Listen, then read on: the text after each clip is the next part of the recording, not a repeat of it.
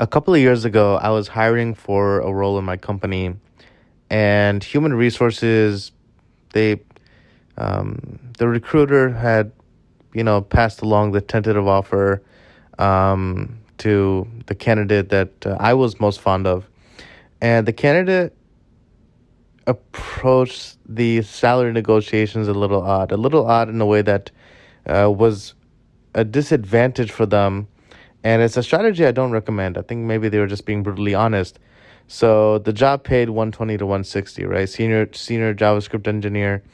So the salary is 120 to 160. That was our internal range, right? Now we of course offered 125 or something. Basically, not like the minimum, but right above the minimum. That's just, I was just doing what I was instructed. And the candidate countered by, I think they definitively asked what the salary range was, and our policy was, if the candidate asked, we will share it. So they were told it was 120 to 160. So the candidate was like, oh, I'd like to counter for like 150. I think it was like 157 or 158. It was like a close number, but not exactly the 160. They didn't want to be at the max. But then they also told the recruiter, like, hey, between us though, like, if there's competition, or there's someone else you're considering, and maybe that person will accept less money, like, I'm happy to undercut them or something. Like, I'll take less money.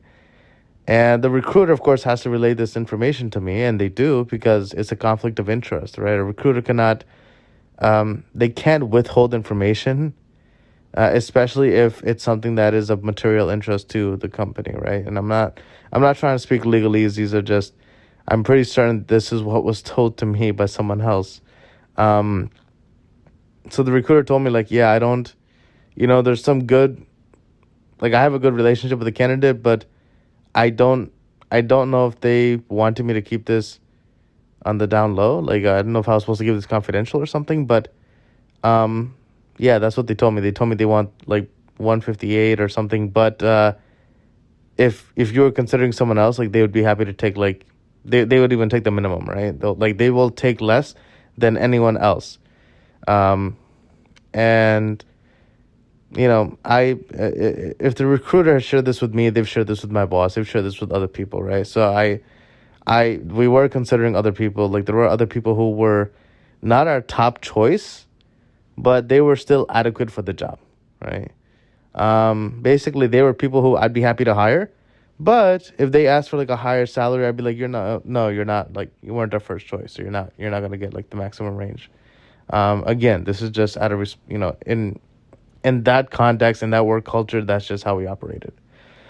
So, we gave the candidate the minimum. They came on, they worked for a few months, I think like 6 months, and then they bounced. Which makes sense, because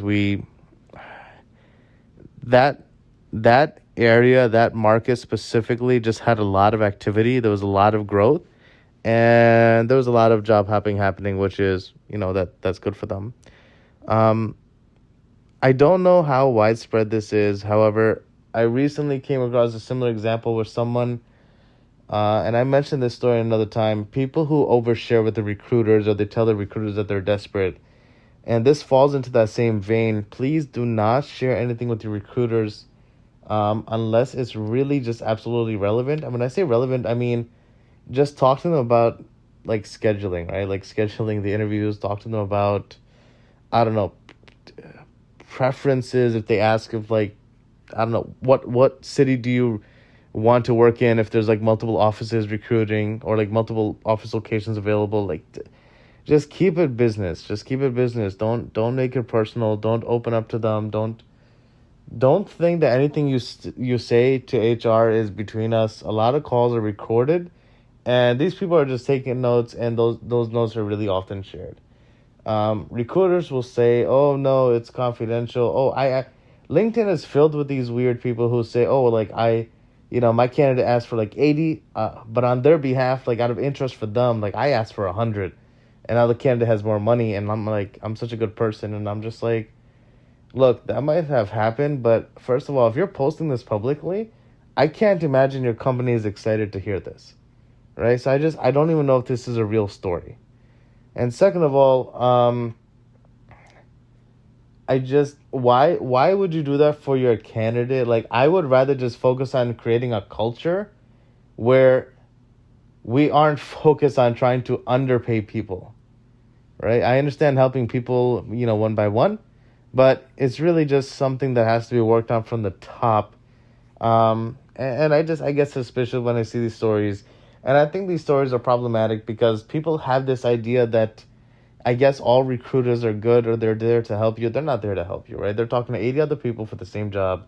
It's all just a numbers game. They're just trying to get bodies into the seats, get people hired quickly, get people into the pipeline, get people talking, having conversations.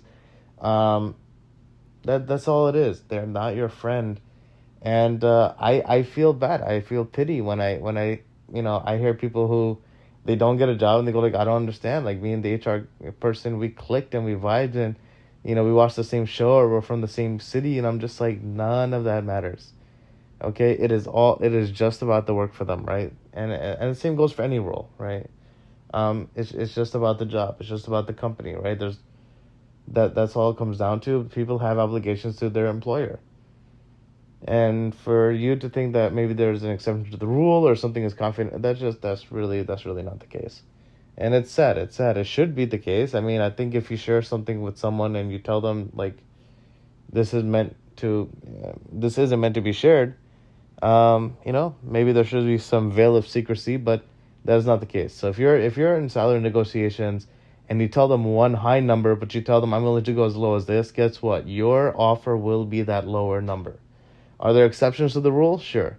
Am I saying this is an industry practice? Sort of like one of those unwritten rules. And I've just seen this happen too many times not to mention it. I'm happy to be proven wrong. I'm very happy to be proven wrong.